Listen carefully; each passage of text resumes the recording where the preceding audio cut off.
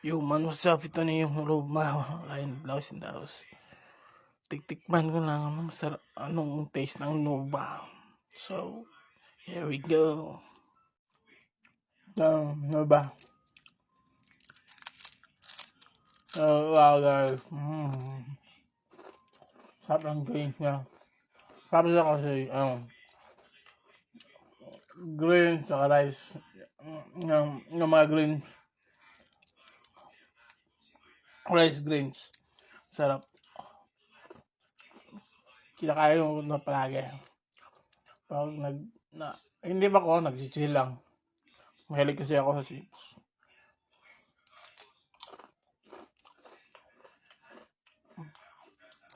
Sobrang lutong.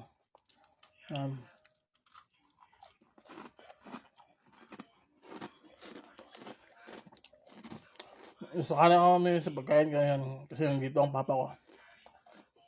Yan. Kaya ang dinner, kakain ko lang pa-chicken at sa yung may sabaw sa walang sabaw ng chicken.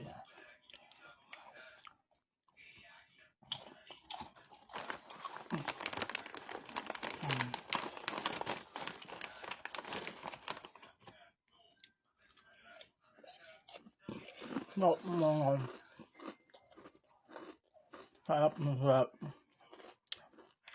Kaya mo nyaga.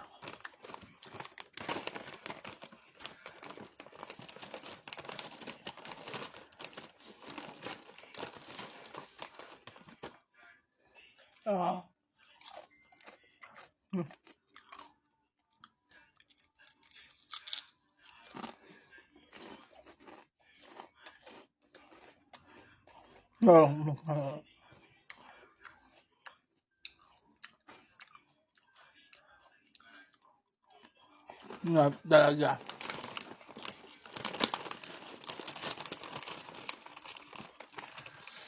Toto. Super lutong. Ito, the best na lami. Nawa guys.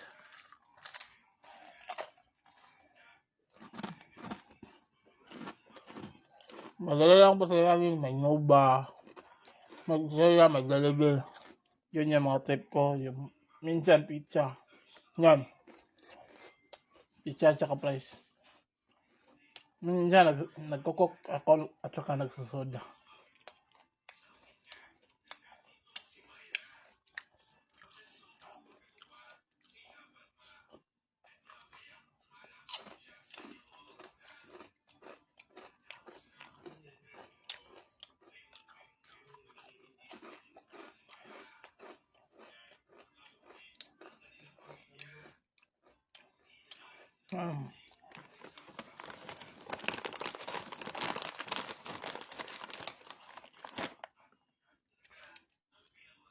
Ito.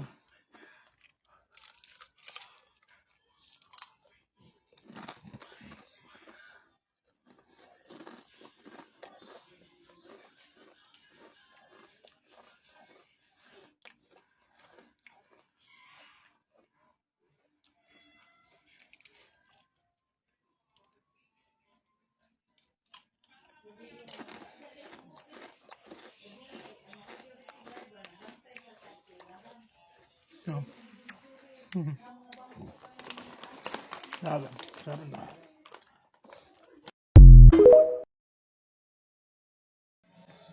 Ito, chicken. Sabaw. Sabaw muna tayo kasi kain ko lang. Gutom naman ako. May sliced bread pa at saka magnolia na pala. Magnolia na sandwich bread. Mayonnaise, real mayo ng magnolia. Good.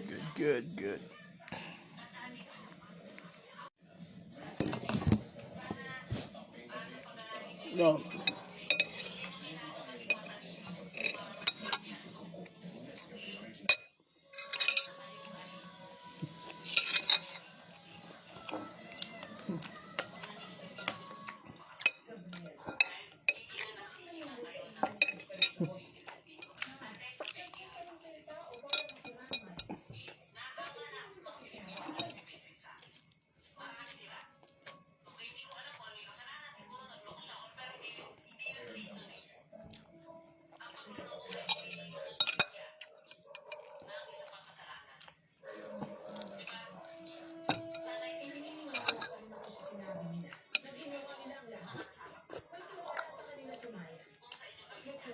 So,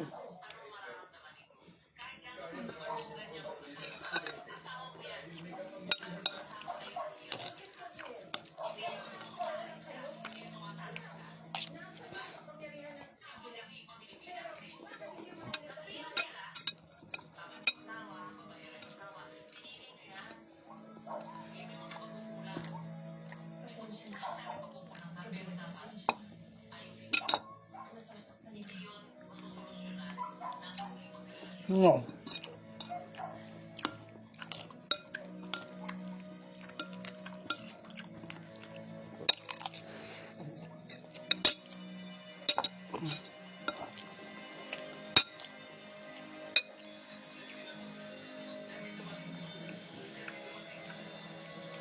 Sarap. Ano lang. Juicy yung sitila. Tapos yung sabaw, ano lang, sarap rin kasi ano, gulay, yung fresh from farm yung nilalagay namin. Kumakain yung kasindiro. Good, good, good.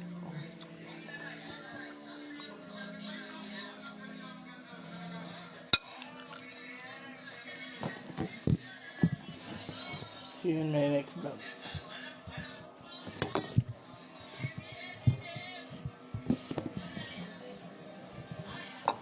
Oh.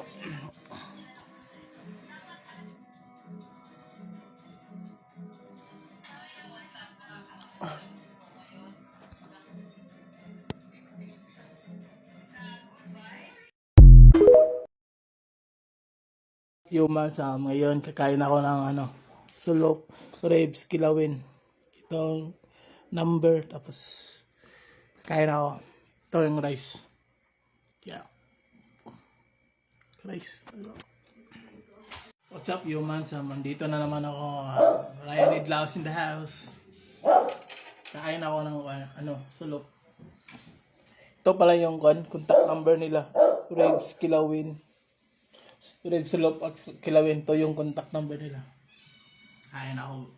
Guys. Sobrang init ng ano, kanin nila.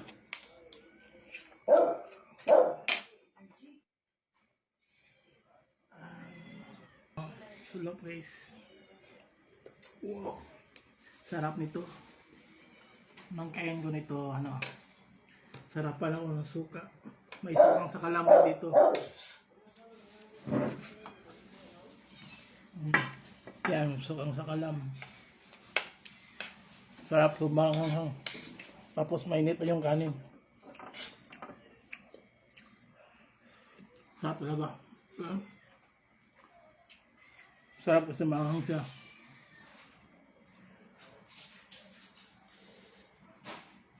Medyo mainit yung kanin. Ito lang, ang life ko. Gan kaya lang sulok.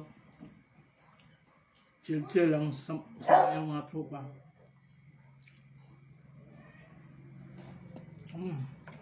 Harap hanggang buto. Kasi maanghang siya. Sukang sa kalamay. Vinegar. Bili na kayo ng ano. Sukang sa kalam. 200 lang per tab. Kasi juicy siya. Maanghang. Lamig kayo sa super sarap. Yung ano na hinahanap mo kasi yung suka niya ano sukang sa kalam yung suka niya. Rib sukang sa kalam. May long neck din sila. Tingnan nyo, may long neck din guys. Dito lang yan sa Iligan. The best.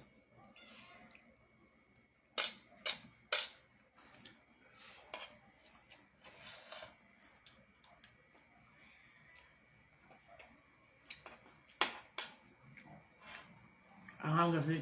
Tapos mag-juicy siya. Ito.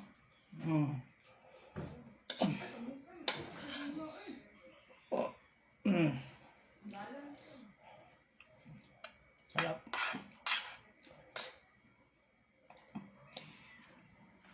Sa gusto mo, bumibili ng ano, sumasakalam dito lang yan. makikita yung ano number kanina.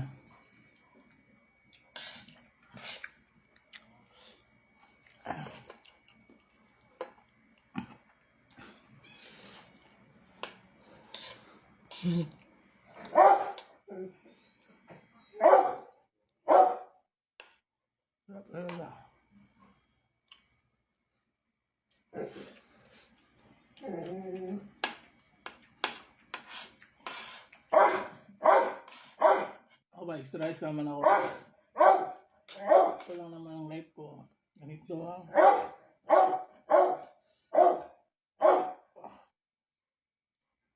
Kasi, ano, sukang sa kalam yung sauce nila. Sobrang juicy. Tapos, manghang pa. Yan, ribs. Ito lang yan sa Iligan, guys.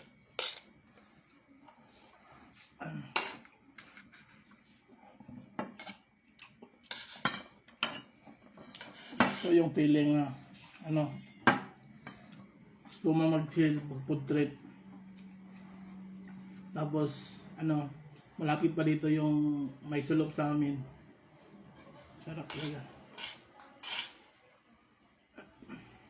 Kasi, ano, traditional na sa amin, yung kumakain kami ng baboy sulok dito. Sa Iligan. Sarap ng sauce. Sukang sa kalam din, sukang sa kalam ng sauce. Sobrang juicy, sobrang meaty. Mahang ba? So, bilhin na kayo guys. 200 per tab.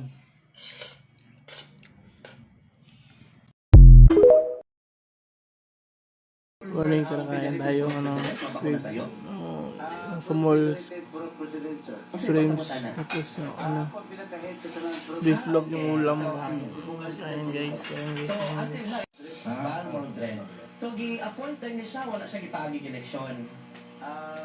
Yes sir, i-appoint na siya sa actually i-appoint na lang executive order sa atong mayor sir. Okay. So, sa mga part, sir, okay na na, i-appoint lang. Actually, kung ako sir, ang basa na. tingali nga na mo kitay loob sa session. Correct, oo. Dapat ka na akong vice president pero lisod mo kayo kay hindi magiging ko sa government. So nabit po siguro, ako lang, wala mo kaibalo 100%. So kung ako gibubuton, nabit ay loob sa session, supposed to be si ako ang Federated Pro President si pangalan na si Joel Barrera pero pagpuot magyapon gid ni sa ato ang local government so wala din may mahimo. Pero last time sa imo ha, gi-appoint na po ka, wala ka gi-kuan, gi-elect nga kuan. Negative sir, elect ko ba? Ano na yun ta, sir ba? Isip kuan, head sa tanang puro president i-elect. Kaning gi-appoint ka, magsibang nagtao, okay ra nga kuan, i-appoint lang, dili Kung ako ipabuton sir, kung sunod-musubay mo dito sa ko sa balaod. Ang balaod nagaingon nga naabit tayo sa session. Supposed to be ang akong vice president pero ako dili na lang ako makipag-argumento kay lagi wala man gyapon tay power diha. Pero naabit unta sundon gid unta nato ang loob sa session kay naabit unta kana. Naamagid unta ko yung Vice President nga willing po dugit unta mo take over sa akong position sir. Okay. So kini nahitabo pod karon, naay gipagawas nga EO gihapon nga mag-appoint sila mga purok president sa mga barangay nga sa ilahang lantaw dili effective, inefficient wala gibuhat nga mga purok president. Unsay maistorya nato ani sir? Actually sir, kana nga EO, kanang additional gihatag sa ang executive order. Naamagid ka na, naamagid pa ang Confederated Purok President mo appoint sa Purok President. No, wala yun. Shoutout pala ka Jamel Gallardo. Ito naman nag-breakfast natin. Human sa bibigay sa squid saka shrimp. Squid saka fried chicken. Yan, may tuyo yung kanin ko. Yan ang tuyo. COVID-19. Dito po Ayun tayo. nagalaman ang pagpapanatiling mababa ng mga kaso na Ayun kukontrol naman tayo. ang mga numero ng kaso. Dapat marami na rin ang bakunado sa bansa at hindi na rin ganun karami ang nagkakaroon ng severe infections. Dahil dyan, policy shifting pa lamang ang ipinapatupad ngayon ng pamahalaan ng mga hakbang kung paano paunti-unti Skitsa ka, ang no? mamumuhay ng normal kasama ng virus. Kasama mo sa DX sa Manila, Arjuman Angel Ronquillo, Tatak Arimet. Maraming salamat, Angel Ronquillo. Sarap ang gano'n. Oras nationwide, walong minuto. Ito yung gusto ko ng breakfast. Ramdam na rin ng mga ospital ang Sweet tsaka pagbabago yung ng kaso ng COVID-19 pag-chicken. sa ating bansa. Ay po kay Dr. Maricar Lentin, ang presidente ng Philippine College of Physicians, noong ikatlong linggo pa ng Enero, nila napansin ng pagkaunti ng mga nagpupunta sa mga ospital. Hindi gaya noong unang 2 linggo nakasagsagan ng surge dahil sa Omicron variant. Pero ang paglilinaw po ni Lentin, marami pa rin na nagpapakonsulta sa kanila online o yung teleconsult. Aminado po si Lentin na marami sa mga nakakaranas ng sintomas ng COVID-19 ang hindi na nagpapatest. Pero hindi naman namin ito delikado dahil agad naman silang na-isolate. Hindi ko siya delikado in the sense na yung kung makakahawa siya. Tapos yun, may sense ako. Sa kanilang nagpapakonsulta. Pagkain, meat talaga. Ano ito? Yun nga Chicken. lang ang magiging pitfall natin. Hindi natin malalaman kung COVID nga siya o hindi. But ang presumption ho ay COVID, therefore, pinag-isolate na lang namin siya. Kasi na rin yung mga kasama niya sa bahay na na-expose sa kanya. Dagdag pa ni Dr. Ayan, Lentin, sarap. may mga pasyente pa rin na nakasama sa ICU, pero ang karamihan sa mga ito ay hindi bakunado o kaya naman ay may malubhang sakit. Samantala para kay Lentin, dapat ay mas Itong breakfast gusto ko kasi chill lang. ang kaso ng COVID-19 sa bansa bago nagdesisyon ng gobyerno na magbaba ng alert level. Shout out Marcos Ribota, Mark Ribota, shout out sa iyo. Marcos Ribota, isa mo lang shout out sa iyo. Kadogs rin to. Shout out sa Legend rin na kaibigan namin, trupa namin sa sa amin, sa Linya Maria. So, shout out Marcos Ribota. Shout out lang pala. Ay, boy, mama, boy lang.